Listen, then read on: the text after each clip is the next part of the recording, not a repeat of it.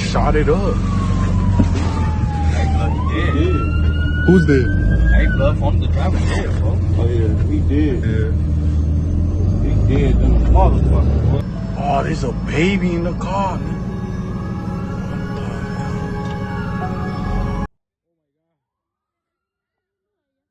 Chicago police joined the community in a show of solidarity on the very corner where a young woman was gunned down.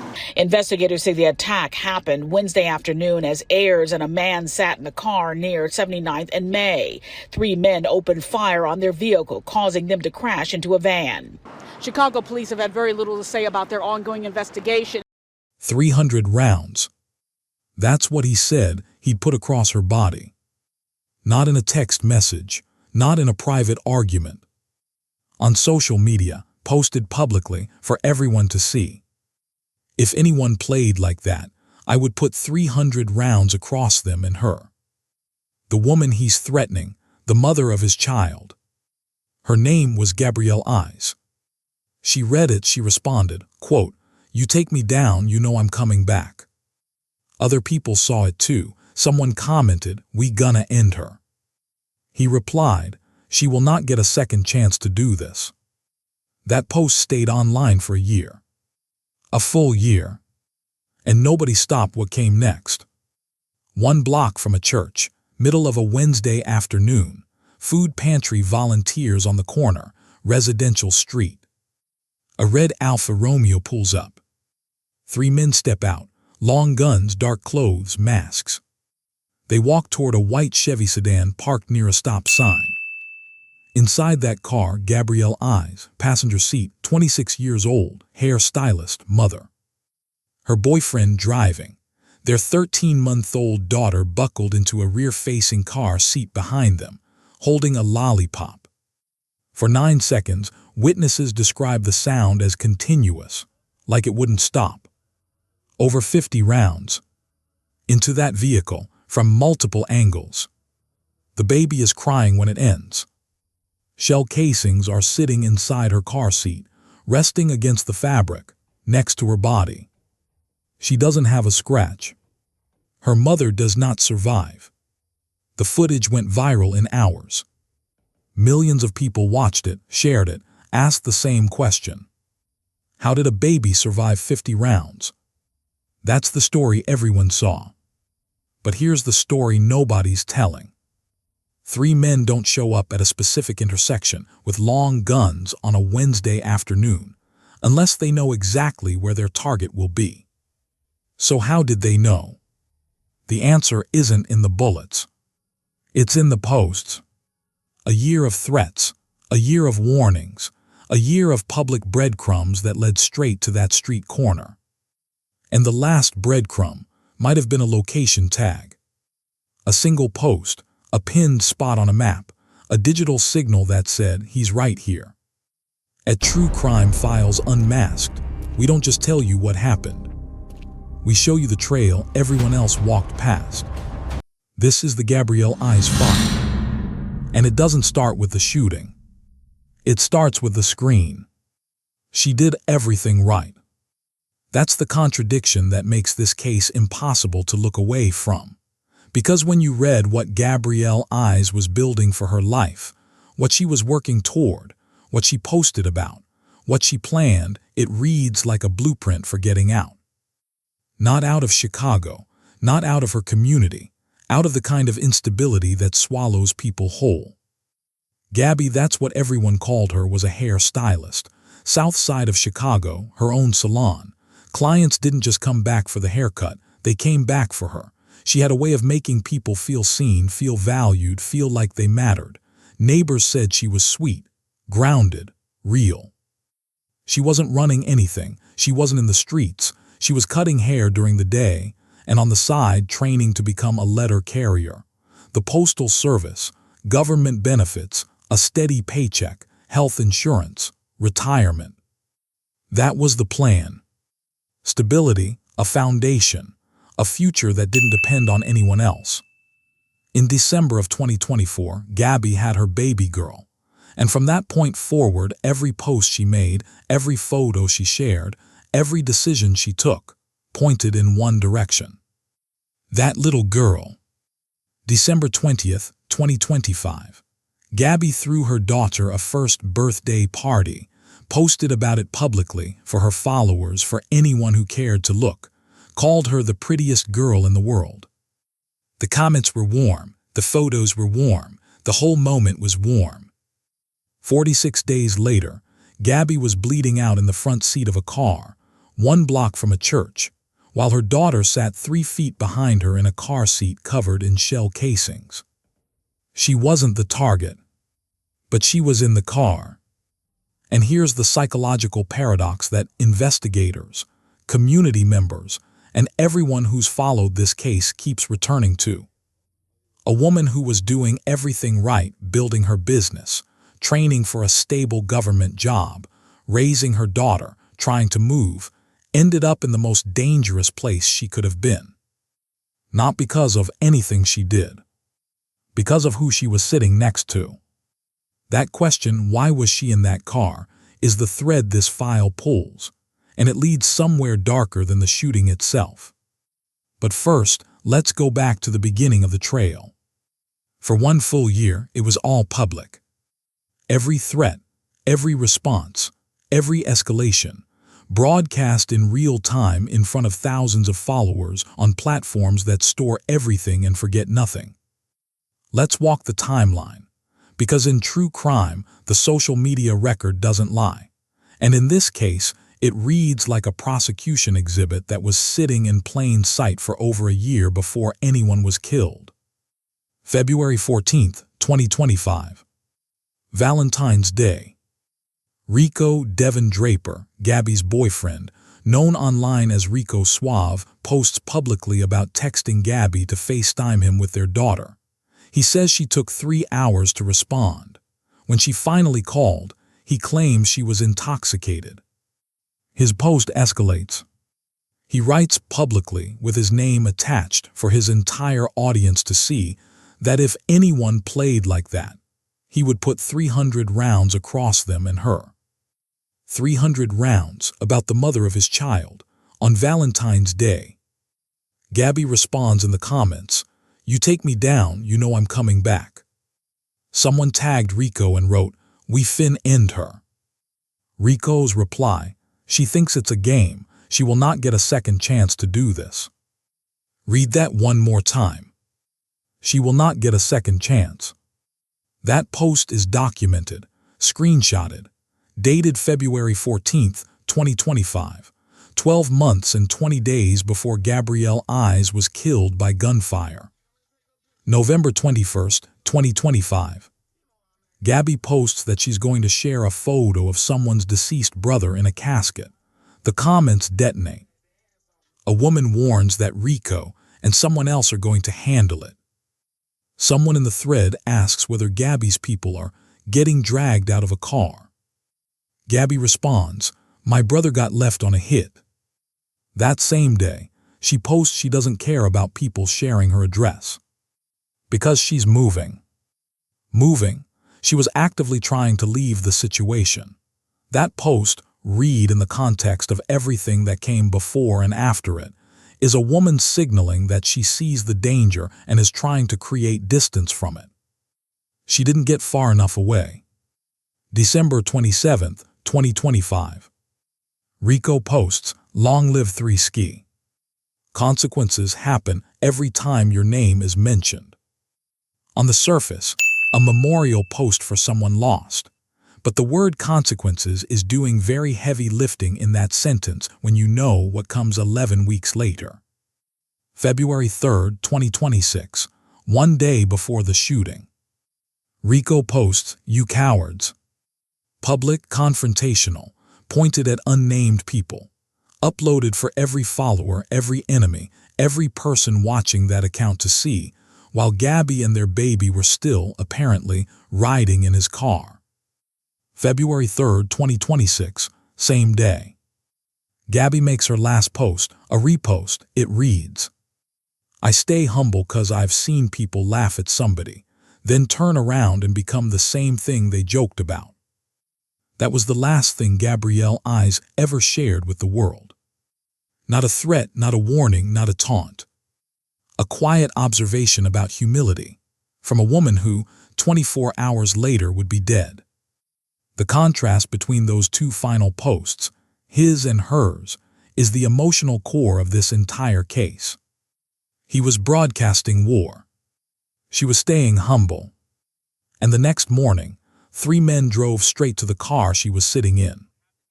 Wednesday afternoon, 1 block from St. Sabina Church. 7900 block of South May Street, Auburn Gresham. 1:24 p.m. A white Chevy sedan is parked near a stop sign. Gabby in the passenger seat, Rico driving, their 14-month-old daughter strapped into a rear-facing car seat behind them, holding a lollipop. Food pantry volunteers are working the corner. Families are home. This is not midnight. This is not a dark alley. This is lunchtime on a residential street.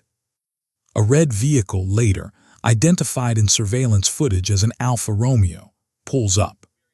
3 men step out. Dark clothes, masks, long guns.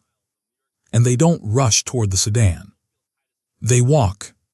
Calm, deliberate, taking positions around the vehicle from multiple angles. The movements of people who plan this, not people reacting to a moment. Cell phone footage from a witness captures what happens next. The 3 men raise their weapons. And for 9 seconds, the neighborhood hears something witnesses would later describe as continuous, like it wouldn't stop. Over 50 rounds fired into a family vehicle in broad daylight, 1 block from a church. The force of the barrage slams the sedan forward. It crashes into a parked GMC van. The van's driver climbs out, no injuries, and walks away from what will be the worst thing he ever witnesses. 2 seconds of silence. Then the red vehicle repositions, pulls forward, lines up directly in front of the wreck. And they fire again. More rounds, into a car that's already been destroyed, into a mother who's already been shot. This is not a drive-by shooting. This is not chaos. This is not rage in the moment. This is a confirmation. They came back to verify the outcome. When it ends, the baby is crying. The lollipop is still in her hand. Shell casings, physical metal shell casings from 50-plus rounds, are resting inside the car seat, against the fabric, next to a 14-month-old who doesn't have a scratch on her body. Devin Draper is conscious when paramedics arrive. 2 wounds, 1 in the arm, 1 in the buttocks, transported to Christ Medical Center in Oak Lawn, listed in good condition, expected to recover. Gabryel Ayers is transported to Little Company of Mary Hospital. She does not survive. The footage goes viral within hours. Millions of views before the sun sets. A city watching something that happened in the middle of the day, in front of families, in front of volunteers, in front of anyone who happened to be on that street. But the footage only shows 9 seconds. At True Crime Files Unmasked, this file is about everything else. Now, before we go deeper into the evidence, I want to know where you stand. Based on everything you've heard so far. Type inside in the comments if you believe the threat came from within Gabby's personal circle, someone who knew her, someone close to the situation. Type outside if you think she was caught in someone else's war, wrong place, right next to the wrong person. Drop it below, we'll come back to it. Let's talk about the physics of what happened in that car. Because the survival of that 14-month-old baby is not just emotionally staggering. It is, from a purely forensic standpoint, almost impossible to account for. 50-plus rounds, fired from 3 separate positions around the vehicle, multiple angles, overlapping fields of fire. Every window on the car was blown out. The metal frame was shredded. The sedan lurched forward hard enough to crash into a separate parked vehicle with enough force that its driver needed to exit and assess damage. And inside that car, in a rear-facing car seat in the back, a baby girl. Shell casings were recovered from inside the car seat itself, not near it, not beside it. Inside it, resting against the fabric, which means rounds pass through the vehicle with enough velocity and trajectory to deposit casings in the seat while the child sat in it. 0 injuries. Devin Draper in the driver's seat, the most exposed, most forward, most directly targeted position in the vehicle, took 2 wounds. That's it. 2. Gabby in the passenger seat caught the worst of it entirely. Kirk Bell, Gabby's godfather, stood at the vigil 3 days later and asked the question that nobody in law enforcement, nobody in city government, nobody with a microphone has been able to answer. What's the purpose of shooting at a car when you know there's a child in the car? That doesn't make any sense. He wasn't being rhetorical. He wasn't making a speech. He genuinely wanted someone to explain how 3 men with long guns looked at a rear-facing car seat visible through the windows of that vehicle and kept firing. No one answered, because there is no answer that holds its weight when you say it out loud. The baby survived because of a combination of factors that investigators, physicians, and ballistic experts can describe technically: trajectory, angle, the physics of a rear-facing seat, but cannot explain in any moral sense. She survived. Her mother did not.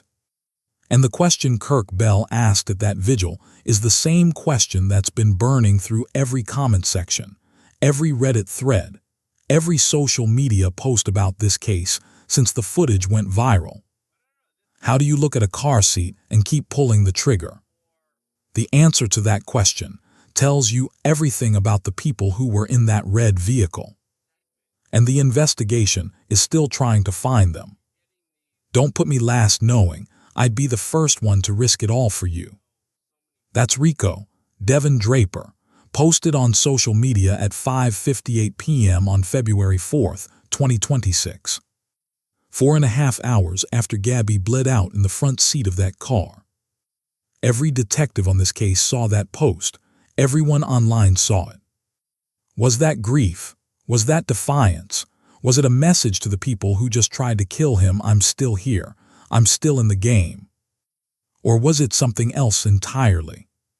Because here's the question that investigators are quietly pulling threads on, and that the internet has been loudly pulling threads on since the footage went viral. How did 3 men with long guns know exactly where that car was going to be? This was not a patrol. This was not a neighborhood hunt. 3 men got into a vehicle, drove to a specific address, arrived at a specific time, and executed a coordinated attack on a specific car. That level of precision requires information. According to unconfirmed reports circulating online, and a thread investigators are reportedly following, Devin Draper may have posted his location on social media in the window before the shooting. If that's confirmed, those 3 men didn't search. They scrolled. A tagged location, a pinned post, a digital breadcrumb that turned a Wednesday afternoon into an ambush. And then there's the other question, the one that's burning through every comment section covering this case. How does a man in the driver's seat, the most exposed position in that vehicle, walk away from 50+ rounds with 2 wounds, while the woman in the passenger seat catches the worst of it? Investigators haven't said whether Rico is cooperating. They haven't confirmed what he knows. They haven't publicly addressed whether the social media posts, the 300 rounds post, the "you cowards" post the day before, the potential location tag factor into the active investigation. But the internet isn't waiting for detectives. And the digital record, every post, every comment, every tagged location, that record was already written long before anyone started asking questions. The thread leads somewhere. The investigation is still pulling it. But here's what we know for certain right now, what the official record actually confirms. Let's open the case file. 3 days after the shooting, February 7th, 2026. While the investigation was still in its earliest stages, while evidence markers were still on the pavement at 79th and May, Area 2 detectives were building a case file from what the cameras and the casings left behind. Here is what investigators are officially confirmed to be working with.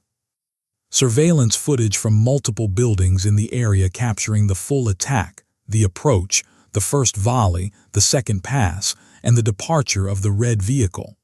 This is not a partial record. Multiple angles, multiple cameras. The attack was documented from several directions simultaneously. Civilian cell phone video. The footage that went viral, which provides a ground-level account of the attack in real time, including audio. Ballistic evidence. Over 50 shell casings recovered at the scene, documented by evidence markers visible in aerial footage taken by local news. The casings establish firing positions, weapon types, and trajectory, the forensic building blocks of any shooting reconstruction. The red vehicle itself, identified in footage arriving at the scene and departing it, both entries captured. That vehicle is the single most important physical lead in this investigation. It's on camera. The plate may be on camera. Someone knows that vehicle. 3 suspects, dark clothing, masks, long guns, faces obscured but bodies, movements, and coordination patterns all documented on multiple cameras from multiple angles. Cook County Crime Stoppers posted a $10,000 reward for information leading to an arrest. Father Michael P. Fledger in St. Sabina Parish matched it. $20,000 total. In a neighborhood where, as every investigator working Auburn Gresham knows, talking can make you the next vigil. As of this file's last update, no arrests, no suspects named publicly. The investigation remains active. But the evidence doesn't disappear. Shell casings don't lie. Surveillance footage doesn't change its story. And somewhere in this city, 3 men know what happened in those 9 seconds and in the planning that made those 9 seconds possible. The reward is there. The footage is there. The record is there. What's missing is a conversation. And that conversation, if it happens, will happen because someone in this community decides that $20,000 and a dead 26-year-old mother is enough reason to make a phone call. If you have information about this case, the number is 1-800-578-TIPS. The file is open. Detectives are listening. Candlelight on cold pavement. February 7th, 2026, 3 days after the shooting. The daylight was fading over Chicago when hundreds of people came to the intersection of 79th and May. Quietly, some holding candles, some holding photos, some arriving with nothing but the weight of what happened here and what keeps happening here. Evidence markers were still on the pavement. Little numbered flags scattered across the asphalt, reminders that what occurred on this corner was real and recent and still, as of that evening, unanswered. Pamela Bosley stood near the curb. She co-founded Purpose Over Pain, an organization built from the grief of parents who lost children to gun violence. This was not her first vigil, not her second, not her 10th. She spoke the way someone speaks when they've learned to carry intolerable loss and stay standing anyway. She told the crowd, these are not accidents. These are patterns, predictable, repeating, preventable. Not a slogan, a warning from someone who has been standing at corners like this one for years. Adrienne Swanigan Williams was there. Her son, T-Maine Henderson, was killed by gun violence in 2017. She didn't speak about Gabby as a headline or a statistic. She spoke about her as a person, sweet, loving, a mother who was trying, a woman building something with her hands, a salon, a career path, a future for her daughter that stretched past tomorrow. Kirk Bell, the godfather, stood a few steps away, too tired to perform grief for cameras. He asked the question no one has answered yet. And the cameras kept rolling. Mayor Brandon Johnson came. State Senator Willie Preston called the shooters monsters and cowards. The 6th District Commander, Andre Poston, conducted an outdoor roll call at the scene, uniforms standing on the pavement where blood had been 3 days before. Words were said, candles were lit, speeches were made. And when the crowd dispersed, when the candles went out and people went home, 3 gunmen were still free. The coroner went quiet again. No verdict, no arrest, no explanation that could satisfy the question Kirk Bell asked. This is the part of the cycle that Pamela Bosley knows better than anyone in that crowd. The vigil, the speeches, the promises, the cameras, and then the silence that follows. If you want to follow this case as it develops, every arrest, every update, every new thread investigators pull, subscribe to True Crime Files Unmasked. We track every open file. Devotion should protect the people you love. That's how most of us think about it. You bring someone into your life, into your car, into your daily orbit, and the assumption underneath all of it is that being with you means being safer, not the opposite. In this case, being in that car may have been the most dangerous thing Gabryel Ayers could have done on a Wednesday afternoon. Let's look at what the wound pattern tells us. Devin Draper Rico Suave was in the driver's seat, front left, the primary target position if those 3 men drove to that location specifically to find him. He took 2 wounds, survived, was conscious when paramedics arrived, was listed in good condition. Gabby was in the passenger seat, front right, not the primary position, not the person investigators believe was the intended target. She caught the worst of it. The baby, in the rear-facing car seat, took nothing. That wound distribution, 2 wounds on the target, fatal wounds on the non-target, 0 wounds on the child, doesn't fit a clean narrative either way. It raises questions that the investigation hasn't answered publicly. But the question that the internet has been asking loudly, persistently, in comment sections across every platform that covered this story, is simpler than forensic wound analysis. Why was Gabby in that car? One commenter put it plainly. Why are you allowing your girl and your baby to get in your car when you know people are looking for you? And that question points directly to the social media record we already walked through. The 300 rounds post, the "You Cowards" post the day before, the years-long public conflict that Rico documented in real time for his followers. If he knew he was a target, and the social media record suggests he had reason to believe exactly that, then the decision to have Gabby and their daughter in that car is the question that sits at the center of this case. Not the shooting itself, the decision that put a 26-year-old hairstylist in the blast radius of a war she didn't start.